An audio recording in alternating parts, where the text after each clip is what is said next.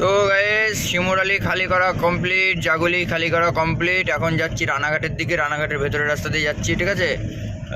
শিমুরালির থেকে ওটা 15 কিলোমিটার ভেতর দিয়ে গেলে, আর ওই বাইরে দিয়ে গেলে মানে মেন রাস্তা 34 নম্বর দিয়ে গেলে কত কিলোমিটার আই ডোন্ট নো, ঠিক আছে। তো এই সরু সরু রাস্তা, সব গাড়ি সাইড হচ্ছে খুব কষ্ট করে।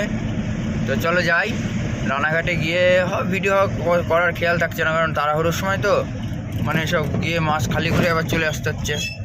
এবার গিয়ে আবার ওখান থেকে খালি করে তারপরে যাবো আবার বর্ডারে অনেক টাইম আছে, চাপ নেই, ঠিক আছে। বর্ডারে গেলে তোমাদের ভালো করে সব দেখাতে পারবো, আশা করা যায়, ঠিক আছে।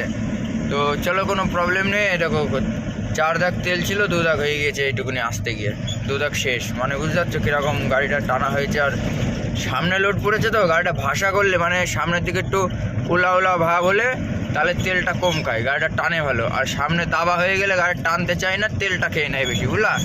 তো যারা গাড়ি চালাও তারা অবশ্যই জানো এই ব্যাপারটা, ঠিক আছে। আবার অনেকজন দাবা গাড়ি পছন্দ করে, কারণ ভাসা গাড়ি তারা কন্ট্রোল করতে পারে না।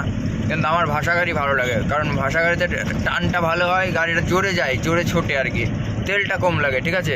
এবার দেখো ভাই, ব্যবসা যতক্ষণ করতে হবে ভালো করে করতে হবে, ঠিক আছে। তেল আমার এই অন্যদিন মানে ডাউন নিয়ে এসে 9,500 টাকার তেল লাগে, ঠিক আছে। ভুবনেশ্বর ঘুরে এসে তোমার প্রায় 1200-1300 কিলোমিটার রান করি, 1300 তোমার হচ্ছে কিনা 9,000 টাকার তেল লাগে, 9 9.5। তাও বাড়ি গিয়ে 2 দাগ থাকে, তাহলে ওখানে 2,000 টাকা বাদ দেয়, 7,500 টাকার তেল লাগে। তো ব্যাপার হচ্ছে 7,500 টাকার তেল লাগে তোমার, আর 7,500 না 9,000 হিসাবে ঠিকই আছে, 9,000 টাকার তেল লাগে। কারণ আমার বাড়ির থেকে 2 দাগ ছিল, ঠিক আছে। যখন ভাড়া নিয়ে গাড়িটা নিয়ে বেরোই প্রথমবার, তখন 2 দাগ তেল ছিল। তাহলে আমি আবার বাড়ি এসে 2 দাগ করে দিচ্ছি, 9,500 টাকায় লাগছে, ঠিকই আছে, 9,500 টাকায় তেল লাগছে। তো 9,500 টাকার তেলে আমি মোটামুটি আপ ডাউন করি, ঠিক আছে। কিন্তু আজকে একটু তেলটা বেশি লেগে গেলো, 10,000 টাকার তেল ভরা হয়ে গেছে 2 দাগ। তার মানে এখনও বনগাঁয় যাবো, বনগাঁ থেকে আবার বাড়ি যাবো। ওখান থেকে প্রায় বনগাঁ থেকে আমাদের বাড়ি 80 কিলোমিটার রাস্তা হবে, 80 না 60-70 কিলোমিটার রাস্তা হামেশা হয়ে যাবে। তাহলে সেখানে আবার 700 টাকার তেল লাগবে, ঠিক আছে। এখনও মোটামুটি 10,100 অবধি ভরা হয়েছে, আর 900 টাকার মতন ভরবো, তাহলে আমার ওদিকে ফিটিং হয়ে যাবে, ঠিক আছে। 3 দাগ তেল হবে, বাড়িকে 2 দাগ তেল থাকবে। তো চলো, অসুবিধা নেই। 11,000 টাকার তেল নাই লাগলো, কি আছে। আর তেল খাওয়ার কারণ আছে ভাই, ফিল্টার আমার ওই শুভ কোনোদিন ফিল্টার ঝাড়বে না, ঠিক আছে। ফিল্টারও ঝাড়ে না, গ্রিসও করায় না, গাড়িটা একদম মানে বিচ্ছিরি গিয়ে করে। তাহলে একটা মানে গাড়িটা চালায়, ঠিক আছে, যতই না বুঝুক, তাও তো আমাকে তো বলতে পারে যে গাড়ির কী হচ্ছে একটু দেখ। আমি যদি এই টিপ না যেতাম আমি ধরতে পারতাম না গাড়ির কী প্রবলেম হয়েছে, ঠিক আছে। অনেক কটা কাজ করাতে হবে, যেমন পাতির কাজ করাতে হবে, টায়ারকে অ্যালাইনমেন্ট করাতে হবে, অ্যালাইনমেন্ট মানে চাকা অ্যাডজাস্টিং করাতে হবে, ঠিক আছে, মানে সমান করাতে হবে। তারপরে তোমার হচ্ছে গ্রিস করাতে হবে, গ্রিস না ওটা গ্রিজ হবে, তো টান হয়ে যায় গ্রিস। তো যাই হোক, গ্রিস করাতে হবে। তারপরে তোমার হচ্ছে আর একটা কী যাও, ফিল্টার ঝাড়াতে হবে, ফিল্টারটা চেঞ্জ করতে হবে, ঠিক আছে। মোবাইল ট্রেনের টাইম হয়ে গিয়েছে, অনেক কাজ বাকি হয়ে গেছে, অনেক কাজ। মানে ওরা কাজ তো করায় না, শুধু গাড়ি চালানোর দরকার চালায়। তারপরে ডালাটা কেবিনটা ঠেকছে, যারা এইচডি গাড়ি আছে, মানে তলায় যদি কাঠ না মারা থাকে, চ্যাসিস কাঠ যদি মারা না থাকে, তাদের কেমন ঠেকছে, কেবিনে ঠেকছে কিনা সেটা আমাকে একটু কমেন্ট করে জানিও তো। আমার গাড়িতে কেবিনে ঠেকছে, ঠিক আছে, মানে শোয়ের কেবিন পিছনে হচ্ছে ঠেকছে ডালা, ঠিক আছে। তো কাদের ঠেকছে আমাকে একটু জানিও, তাহলে বোঝা যাবে যে না ওদেরও ঠেকছে, মানে আমাদের কোম্পানির মানে এই গাড়ির এই একটাই রোগ, টায়ার খাওয়ার রোগ, ওটা কোনো ব্যাপার না, ঠিক আছে। কিন্তু এই গাড়ির একটাই রোগ, এই শালা মানে কেবিনে ঠেকছে, ঠিক আছে। এইচডি সিরিজের যাদের গাড়ি আছে, ঠিক আছে, এইচডি ম্যাক্স 1.7 আমারটা।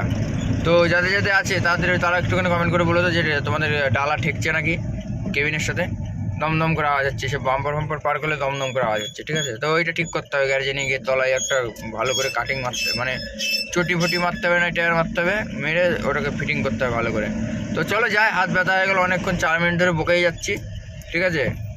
আর যেটুকুনি ভাই মোটামুটি গাড়ির সম্বন্ধে বুঝি, আশা করি টুকটাক করে চালিয়ে নিতে পারবো, ঠিক আছে। কেউ বুঝুক না বুঝুক, অ্যাক্টিভ করে গেলে গাড়ির সম্বন্ধে মানে বলে দিতে পারবো কোথায় কী হয়েছে না। আর আমার একটা দোস্ত আছে ফুটকে, ঠিক আছে, ও আরও ভালো বোঝে, ওকে না অ্যাক্টিভ পাঠাবো, বলবো একটুখানি চালিয়ে আয়, যা একটা লোকালে ভাড়া মেরাই। আমি যেটা বুঝতে পারি না সেটা আমি ওর কাছে শুনি যে ভাই কী হলো দেখ, ঠিক আছে। তো ফুটকে করে, ও ভালোই বোঝে গাড়ির সম্বন্ধে, ঠিক আছে। তো ওকে দিয়েও করানো যায়, অসুবিধা নেই। আমি যেটুকুনি বুঝি আশা করি নতুন গাড়িতে আমি করে নিতে পারবো, আর যখন না বুঝতে পারবো ফটকে তো আছেই, কোনো চাপ নেই। তো চলো, অসুবিধা নেই। আর রানাঘাটে যাই। আর এই সরু রাস্তা, আজকে কোথাও তো কুয়াশা ফুয়াশা পড়ছে না, সরু রাস্তা খালি করি, তারপরে আবার তোমাদের সাথে কথা হবে। বাবা 5 মিনিট হয়ে গেল।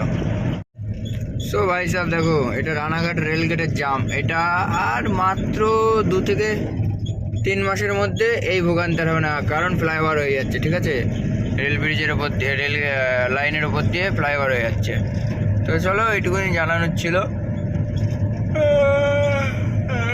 প্রায় 5টা বাজে ভাই, ঘুম একটু হয়নি, ঠিক আছে? এই চারিদিকে খালি করতে গেলে এই হয়, ঘুম হয় না। এক জায়গায় খালি হয়ে যাবে, বাড়ি চলে যাবো, তা না।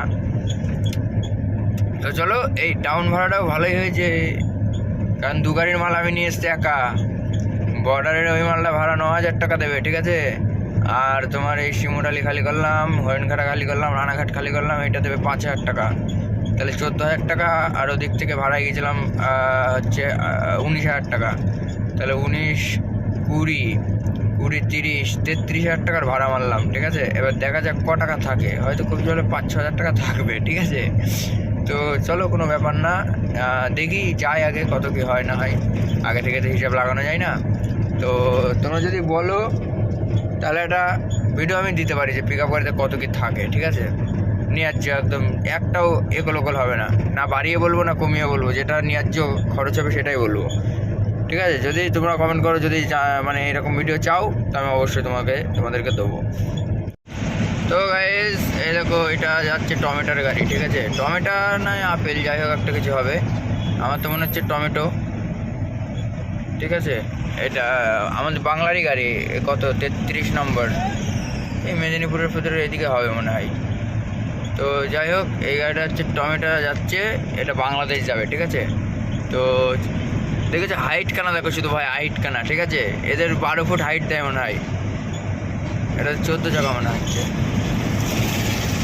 হ্যাঁ, 14 চাকা, 12 ফুট হাইট, 12 ফুট না 14 ফুট হাইট দেয়, হাইট পায় আর কি, মাটির থেকে ওপর অব্দি। তো চলো যাই, আমার কাগজ তৈরি করতে হবে, মানে আমার গাড়ির কাগজ না, মালের কাগজ তৈরি করতে হবে।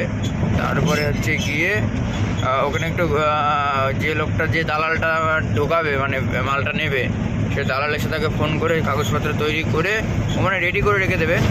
তো গিয়ে চলো যাই, দেখি কী হয়। কাগজপত্র মনে হয় রেডি করে রেখে দেবে, 9টা-10টার মধ্যে খালি করে ছেড়ে দেবে, ঠিক আছে? পার্কিং সব আমার, সব কিছু আমার। 9,000 টাকা ভাড়া, ঠিক আছে? 1,000 টাকা খরচ আছে। তো চলো যাই, ও রকেটের মতন ছুটছে। ওর গিয়ে ধরো এখন মনে হয় 9টার সময় বর্ডার খোলে, ঠিক আছে? 9টার থেকে 4টে অবধি বর্ডার খোলা থাকে, এর মধ্যে ঢুকতে হবে। তো ওই গিয়ে কাগজপত্র বানাতে 9টা বেজে যাবে, ঠিক আছে? তো চলো, অসুবিধা নেই, যাক আমার মতন আমি যাই, অসুবিধা নেই।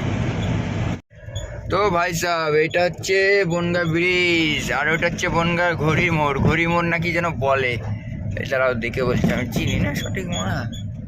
বনগা রায় ব্রিজের মুখ, মণিগঞ্জ তো নাকি দেখলাম, ওই হইলো ওই রকমই কিছু একটা হবে, বুঝলা ভাই, বড় ভাই, মতিগঞ্জ।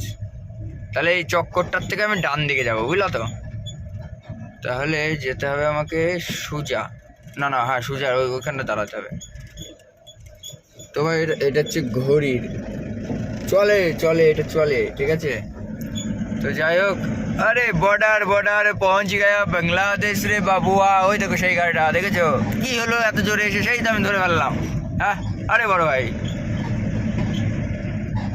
जाती है तू कहा जाने मन जाने जा, लड़की तू खूबसूरत, लड़का मैं नौजवा। আস্তে আস্তে চলো, সব এই দেখো, এইসব পাত্রের গাড়ি ফাড়ি সবগুলো যাবে বাংলাদেশ।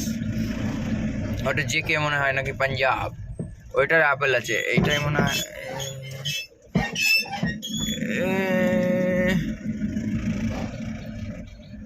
এলো ওরা, এই তো সেই গাড়িটা, 14 চাকাটা। আরে কাহা পে লাগায় রে বাবা, এটা রাজস্থানের গাড়ি। গাড়িগুলো দেখেছো, 7টা ভাঙা গাড়ি।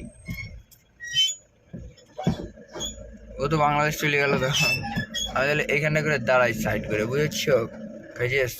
কিন্তু এখানে দাঁড়ালে তো মনে হয় এটা কি, বনগা ফায়ার স্টেশনের সামনে দাঁড়ানো যাবে না, ক্লাবে। ওই গাছের গোড়া ফোনে দাঁড়াই গিয়ে দেখি। ए भैया अरे बांग्लादेश से जा रहा हूँ मैं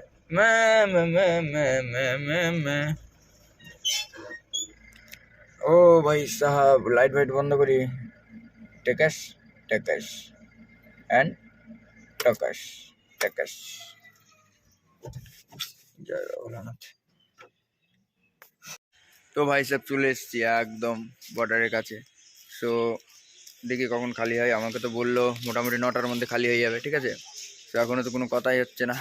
সে লোকের ফোন নাম্বার আমার কাছে নেই, যে মাছ এই কটা আছে, আর যে কটা ছিল ওইদিকে সব নামিয়ে দিয়েছি, শিমুরালি, তোমার রানাঘাট, আর একটা কোথায় নামালাম,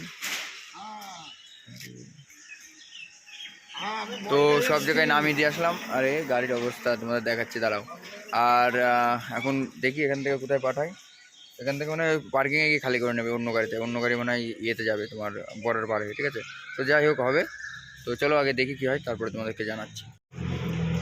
তো ভাই সাহেব দেখো গাড়ির অবস্থা দেখো, দেখেছো সব নোংরা ফোংরা হয়ে কাছে কাছে সব ধুলো বালি, আরে বিমল ফিমল খেয়ে সব নোংরা হয়ে গিয়েছে। আর এই হচ্ছে বডি ফডির অবস্থা, আর এই যে গাড়ি।